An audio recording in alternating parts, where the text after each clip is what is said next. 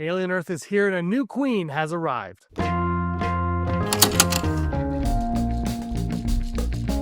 Hey everyone, this is Digital Charcuterie. My name is James. Thank you so much for stopping by. If you like Alien Earth, hit that subscribe button. I talk about it all the time here on the channel. I absolutely love this show. Is it without its flaws? Of course not. Nothing is, but I am really enjoying it. I'm enjoying the overall story of what they're telling and where it's going. I really cannot wait to, I can't wait because then it'll be over, but I can't wait to get to that destination to find out what is going on and what this is all about. I want to know your thoughts on Wendy, the Xenomorph, Hermit, slightly everything in the comments down below. What do you think of this show? Let me know. I want to hear from you. I want to have a conversation with you. It's a lot of fun. Like I said, I am really enjoying this series. Episode 4 just dropped. If you haven't seen it, spoilers ahead for episode 4. So you got to just pause, go watch it. I'll see you in an hour. It was a slow burn of an episode. I really quite enjoyed it, and it ended with a bang. One of my favorite moments in the Alien franchise to date. Just what is hauntingly happening with Wendy and the Xenomorph. I absolutely love it, and I want to talk a little bit about that today and the idea of the queen. Is Wendy the queen of the alien, of the Xenomorph? That is speculation, but what if she is not the queen? What if it all harkens back to something else? What if a queen is there or is going to arrive, will come forth at some point, but Wendy is not that queen. Wendy, of course, is a hybrid, so really can't be the queen to the Xenomorph necessarily. They could follow her, I suppose, but I don't know if they're going to go down that route. I want to talk about something else. I want to talk about to Wendy, Hermit, slightly, and a little bit of Kirsh as well in there, because you can't have Alien Earth without Kirsh, my favorite character. Timothy Oliphant is absolutely crushing it. And I think all the acting is great, though, to be honest. I just think everyone is really doing their job.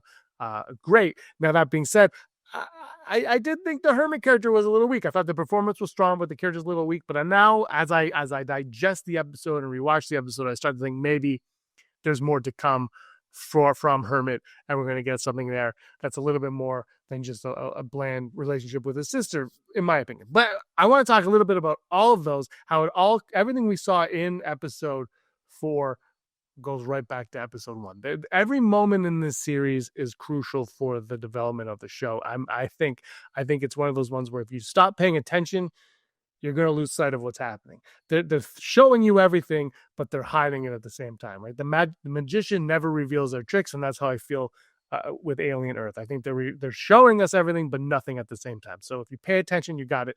And I think everything is coming back to a very crucial moment that happened in the very first episode between then Marcy and Kirsh. What if the alien queen doesn't just appear as a monster, but is born out of a connection with a child?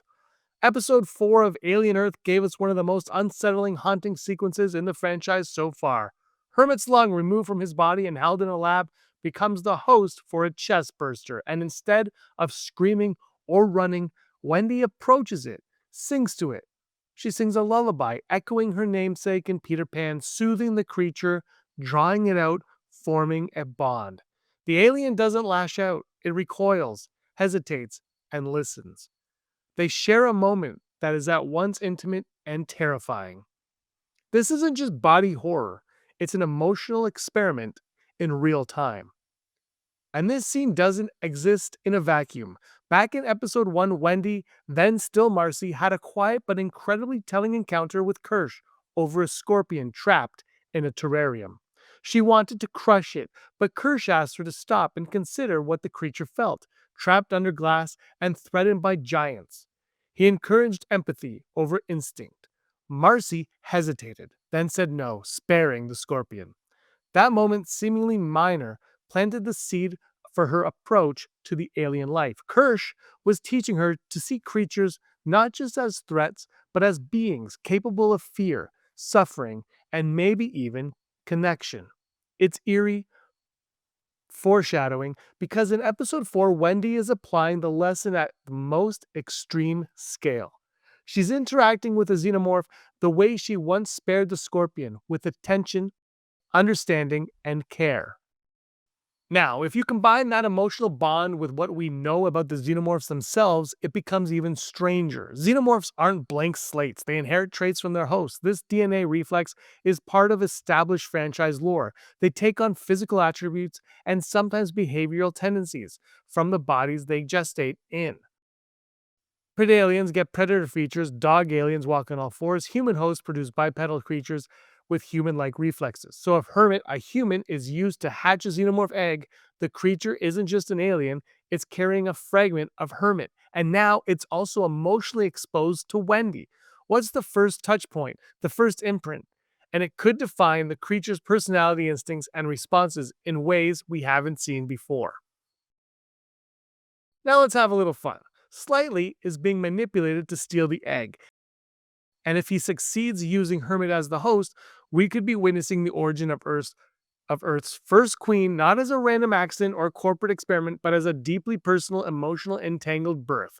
The chestburster is tied biologically to Hermit, but emotionally to Wendy. She sings, it listens, she calms it. The connection could be the seed of loyalty, the first spark of recognition, the first human imprint on the hive.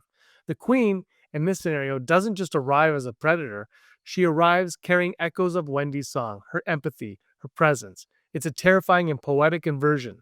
The human becomes the midwife to the monster. What's fascinating is how the show is layering these ideas. The Peter Pan lullaby isn't just creepy imagery, it's thematic foreshadowing. Wendy has always been the caretaker of the Lost Boys, the one who observes and nurtures in a world dominated by corporate control and monstrous science. Now, she's taken the same instinct and applying it to the xenomorph. The scorpion lesson from Kirsh comes full circle. Once she's spared a small creature out of empathy, now she's bridging the human and alien, nurturing a connection that could literally change the biology of the species. It's an evolution of both horror and compassion wrapped together in one scene.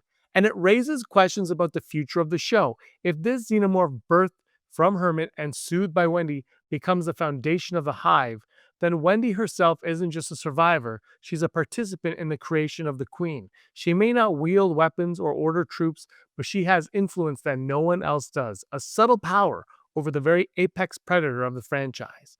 The queen's behavior could be shaped by Wendy's choices, her lullabies, her empathy, her humanity, filtered through the alien. That's not just body horror, it's psychological, philosophical, and almost biblical. Humanity touching the divine or the monstrous through music, through care, through presence. The implications here are terrifying and mesmerizing. The queen could become loyal in ways we never thought possible. She could inherit fragments of Hermit, but she could also carry Wendy's imprint, her emotional resonance. The show has already blurred the lines between human and alien, with Wendy's hybrid nature and her ability to hear and communicate with them. Now it's suggesting that the xenomorph itself might be shaped by those very bonds. This isn't just survival, it's identity, it's legacy, and it makes the narrative unpredictable because the audience can't calculate where the alien will strike or how it will act. The chaos is alive, informed by human emotion. So when you watch episode 4 and see Wendy sing into Hermit's lung, don't dismiss it as horror for horror's sake. This is the pivot, the turning point where empathy meets mutation, where care meets instinct, where a child's lullaby could change the future of the xenomorph species on Earth. The scorpion, the lullaby, the chestburster, the DNA reflex, they're all connected. And the deeper mystery remains, will this bond save humanity, or will it birth the ultimate predator with a memory of human compassion wired into its core? By the end of episode 4, it's clear that the horror isn't just the xenomorphs themselves, it's the choices of the humans around them. Wendy's empathy, Slightly's manipulation, Hermit's fate, they're all variables in a living equation, and the queen's rise may be the outcome of decisions we've barely begun to understand. Every lullaby, every whispered word, every act of mercy or cruelty could have repercussions, and that's the genius of Alien Earth. It's horror, science fiction, and a psychological puzzle all at once. The question just isn't who will survive, it's who will shape what survives.